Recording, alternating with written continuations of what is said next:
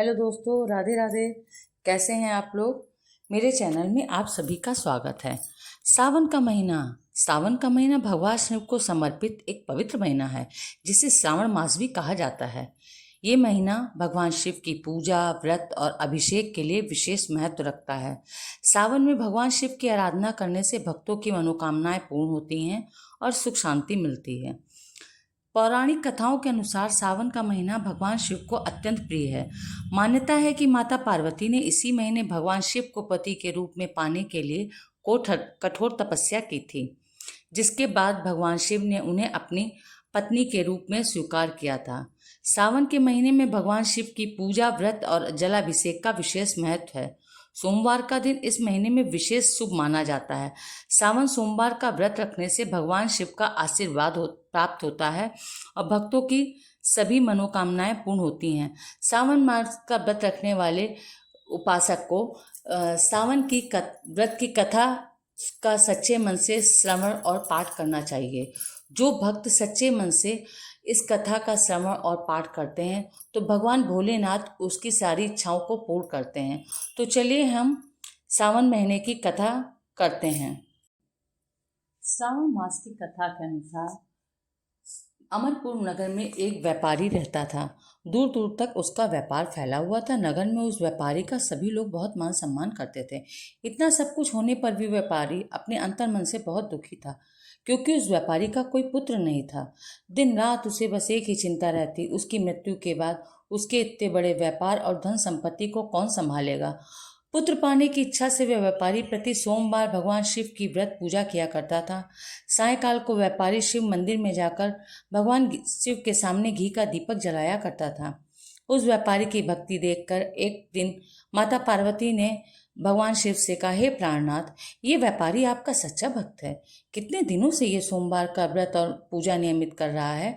भगवान आप इस व्यापारी की मनोकामना अवश्य पूर्ण करें। भगवान शिव ने मुस्कुराते हुए कहा, हे पार्वती, इस संसार में सबको अपने कर्म के अनुसार फल की प्राप्ति होती है। प्राणी जैसा कर्म करते हैं उन्हें वैसा ही फल प्राप्त होता है। इसके बावजूद भी पार्वती जी नहीं मानी। उन्होंने आग्रह करते हुए कहा, नहीं भगवान, आपको इस व्यापारी की इच्छा पूर्ण करनी ही पड़ेगी। ये आपका अनन्य भक्त है। प्रति सोमवार आपका विधिवत व्रत रखता है और पूजन अर्चन के बाद आपको भोग लगाने के बाद ही स्वयं भोजन ग्रहण करता है।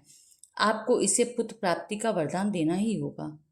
पार्वती का इतना आग्रह देखकर भगवान शिव ने कहा, तुम्हारे आग्रह पर मैं इस व्यापारी को पुत्र प्राप्ति का वरदान देता हूँ, लेकिन इसका पुत्र 16 वर्ष से अधिक जीवित नहीं रहेगा। उसी रात भगवान शिव ने स्वप्न में उस व्यापारी को दर्शन देकर उसे पुत्र प्राप्ति का आशीर्वाद दिया, वरदान दिया और उसके पुत्र के 16 वर्ष तक जीवित रहने की बात भी बताई।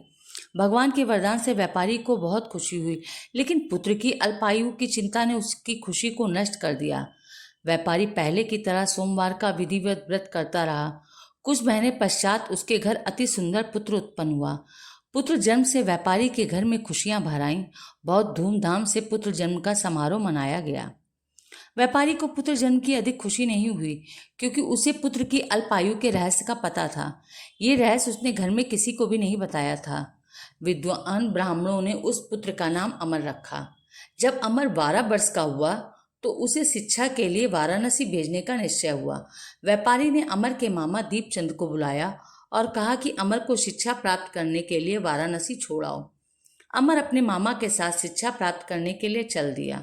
रास्ते में जहां भी अमर और दीपचंद रुके, विश्राम के लिए ठहरते, वही यज्ञ करते और ब्राह्मणों को भोजन कराते हैं।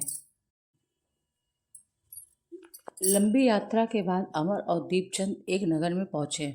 उस नगर के राजा की कन्या के विवाह की खुशी में पूरे नगर को सजाया गया था। निश्चित समय पर बारात आ गई, लेकिन वर का पिता अपने बेटे के एक आंख के काने होने के कारण चिंतित था।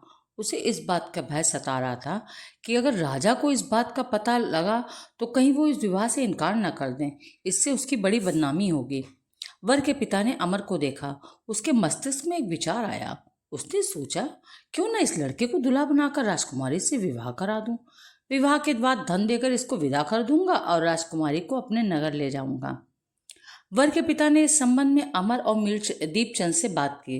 दीपचंद ने धन मिलने के लालच में वर के पिता की बात स्वीकार कर ली। अमर को दूल्हे के वस्त्र पहनाकर राजकुमारी चंद्रिका से विवाह करा दिया गया। राजा ने बहुत सा धन देकर राजकुमारी को विदा किया। अमर जब लौट रहा था तो वो सच नहीं छिपा सका और उसने राजकुमारी की ओढ़नी पर लिख दिया, राजकुमारी चंद्रिका, तुम्हारा विवाह तो मेरे साथ हुआ था। मैं तो वाराणसी में शिक्षा प्राप्त करने जा रहा हूँ।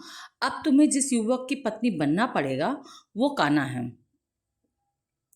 तब राजकुमार ने अपनी ओढ़नी पर लिखा हुआ पढ़ा तो उसने काने लड़के के साथ जाने से इनकार कर दिया। राजा ने जब सब बातें जानकर राजकुमारी को महल में रख लिया। उधर अमर अपने मामा दीपचंद के साथ वाराणसी पहुंच गया। अमर ने गुरुकुल में पढ़ना शुरू कर दिया। जब अमर की आयु 16 वर्ष की हुई तो उसने यज्ञ किया। यज्ञ की समाप्ति पर ब्राह्मणों को भोजन कराया और खूब अन्न वस्त्र दान किए। रात को अमर अपने शयन कक्ष में सो गया। शिव के वरदान के अनुसार शयन अवस्था में ही अमर के प्राण पखेरु उड़ गए। सूर्योदय पर मामा अमर को मृत देखकर रोने पीटने लगा। आसपास के लोग भी एकत्र होकर दुख प्रकट करने लगे। मामा के रोने विलाप करने और स्वर समीप से गुजरते हुए भगवान शिव और माता पार्वती ने भी सुने। पार्वती जी ने भगवान से कहा, प्राणनाथ, इसके रोने के स्वर मुझसे सहन नहीं हो रहे हैं। अब आप इस व्यक्ति के कष्ट दूर करें। भगवान शिव ने पार्वती के साथ अदृश्य रूप से समीप जाकर अमर को देखा तो पार्वती जी से बोले, पार्वती, ये तो वही उसी व्यापारी का पुत्र है। मैंने इसे 16 वर्ष की आयु का वरदान दिया था, इसकी आयु तो पूरी हो गई। पार्वती जी ने फिर भगवान शिव से निवेदन किया, हे प्राणनाथ, आप इस लड़के को जीवित करें, नहीं तो इसके माता पिता पुत्र की मृत्यु के कारण रो रो कर अपने प्राणों को त्याग कर देंगे। इस लड़के का पिता तो आपका परम भक्त है, वर्षों से सोमवार का व्रत करते हुए आपको भोग लगा रहा है। पार्वती के आग्रह करने पर भगवान शिव ने उस लड़के को जीवित होने का वरदान दिया और कुछ ही पलों में वो जीवित होकर उठकर बैठ गया। शिक्षा समाप्त करने के अमर मामा के साथ अपने नगर की ओर चल दिया। दोनों चलते हुए उस नगर में पहुंचे जहां अमर का विवाह हुआ था। उस नगर में भी अमर ने यज्ञ का आयोजन किया। समीप से गुजरते हुए नगर के राजा ने यज्ञ का आयोजन देखा। राजा ने अमर को तुरंत पहचान लिया। यज्ञ समाप्त होने पर राजा अमर और उसके मामा को महल में ले गया और कुछ दिन उन्हें महल में रखकर बहुत सा धन वस्त्र देकर राजकुमारी के साथ विदा किया। रास्ते में सुरक्षा के लिए राजा ने बहुत से सैनिकों को भी साथ भेजा। दीपचंद ने नगर में पहुंचते ही एक दूत को घर भेजकर अपने आगमन की सूचना भेजी। अपने बेटे अमर के जीवित होने की सूचना से व्यापारी बहुत प्रसन्न हुआ। व्यापारी ने अपनी पत्नी के साथ स्वयं को एक कमरे में बंद रखा था। भूखे प्यासे रहकर व्यापारी और उनकी पत्नी बेटे की प्रतीक्षा कर रहे थे। उन्होंने प्रतिज्ञा कर ली थी कि यदि उन्हें अपने बेटे की मृत्यु का समाचार मिला तो वो दोनों प्राण त्याग देंगे। व्यापारी अपने पत्नी और मित्रों के साथ नगर के द्वार पर पहुंचा।